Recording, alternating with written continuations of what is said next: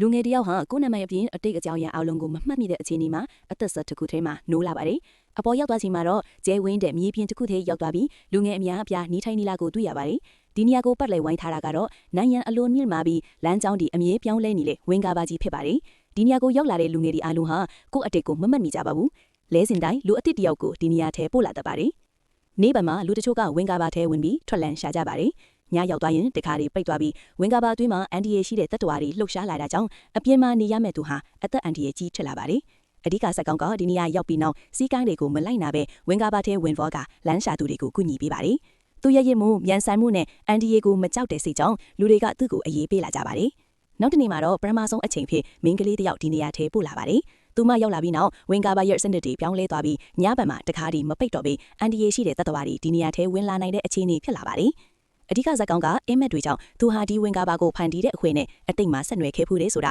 တဖြည်းဖြည်းတတိယလာပါတယ်။ဒီနေရာဟာလူငယ်တွေကိုစမ်းသပ်ဖို့ဖန်တီးထားတဲ့စနစ်တစ်ခုဖြစ်တယ်ဆိုတာကိုလည်းသိလာပါတယ်။လူတွေသေဆုံးလာတာများလာပြီးဒီနေရာမှာဆက်နေလိုက်ရင်ပိုပြီးအန်ဒီရဲ့ကြီးလာတာကြောင့်လူငယ်တစုကဝင်ကားပါထဲကိုတိုက်ရိုက်ဝင်ပြီးအဆုံးစွန်ထိရောက်အောင်သွားဖို့ဆုံးဖြတ်လိုက်ကြပါတယ်။သူတို့ဟာဝင်ကားပါနိုင်ငံတွေလှုပ်ရှားနေတဲ့စနစ်ကိုအဆုံးချပြီးအန်ဒီရဲ့ရှိတဲ့တပ်တော်တွေကိုဆွဲခေါ်ကထွက်ပေါက်တစ်ခုကိုရှာတွေ့ကြပါတယ်။ထွက်ပေါက်ထဲဝင်သွားချိန်မှာတော့ဒီနေရာဟာလူငယ်တွေကိုစမ်းသပ်နေတဲ့လူအပ်အဆောက်အဦထိကြောင်းသိလာကြပါတယ်။နောက်ဆုံးမှာလူငယ်တွေဟာအဲ့ဒီအဆောက်အဦထဲကနေလွတ်မြောက်နိုင်ခဲ့ပြီးအပြင်လောကကိုမြင်တွေ့ရမှာကဘာကြီးဟာယောဂကြောင့်ပျက်စီးနေပြီးလူနေအိမ်တွေပြည့်ညွှင်းနေတဲ့အခြေအနေကိုတွေ့ရပါတယ်။ဇကာအဆုံးမှာတော့သူတို့ဟာတကယ်လွတ်မြောက်မှုကိုရခဲ့ပြီလားဒါမှမဟုတ်စမ်းသပ်မှုအသစ်တစ်ခုထဲကိုဒါဝင်လာခဲ့တာလားဆိုတာမသိကြပဲဒုတိယကစီဆက်သွားစီတဲ့မိကွန်းကြီးနဲ့အဆုံးသတ်သွားပါတယ်